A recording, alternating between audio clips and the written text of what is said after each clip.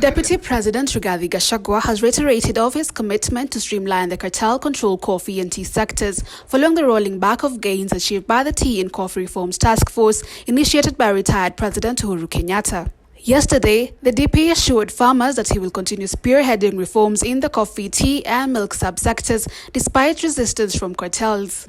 In a sharp contradiction to the reforms initiated by the immediate former Agriculture Cabinet Secretary Peter Munya that managed to dislodge the Kenya Tea Development Authorities under control of tea factories, a move that has since been reversed, Gachagua alleged the previous administration had not been willing to take on the middlemen because of the conflict of interest. Mambo ya maziwa ilikuwa na ile kitu inaitwa state capture. Watu wawili watatu ndio wanakula jasho la mkulima. Hii kahawa iko makatel. Hapa wanatununulia kahawa shilingi 80. Pale ngambo wanauza shilingi 3,000. Hii pesa ingine katikati iko mlolongo mkubwa ya watu hapa katikati.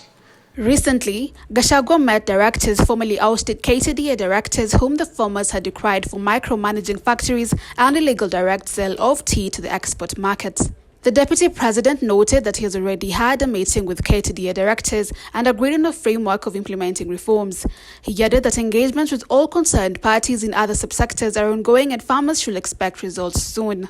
The DP emphasized that President Ruto and himself have no interest in the said subsectors and therefore reforms are guaranteed. In the Executive Order No. 1 of 2023, President Ruto tasked Gachagua to oversee reforms in various subsectors, key among them coffee, tea and milk. He spoke yesterday at Kagonya Secondary School grounds in Othaya constituency in Nyeri County during the burial of Mary Wangeshi Kambono, the mother of Bishop Daniel Kambono, who was the Deputy General Secretary of Pentecostal Evangelist Fellowship of Africa.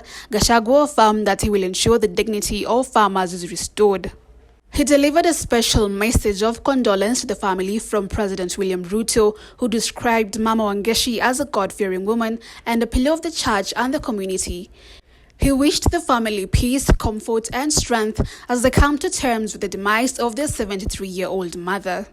Condolence message from His Excellency Dr. William Ruto, President of the Republic of Kenya and Commander-in-Chief of the Kenya Defence Forces, to the family and friends of the late Mama Mary Wangeshi Kambono.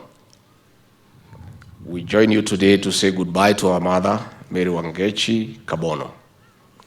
I extend my deepest condolences to the children, Anne, Margaret, Daniel, Rose and Esther, to the grandchildren, the extended family, friends and the entire community. On his commitment to leading reforms in the agricultural sector, the Deputy President said he will not be cowed by anyone. Gachagua said before the August 2022 elections, he led elected members from central Kenya in discussions with Dr. Ruto on their wish list.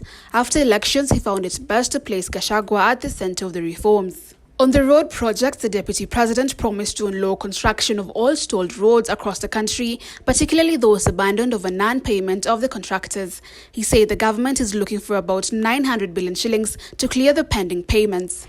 The deputy president was responding to concerns raised by the area leaders during the burial. The leaders said several projects were abandoned by the previous administration over perceived support for Ruto against his main competitor Raila Odinga. Reporting for the Informer, Catherine Chalo.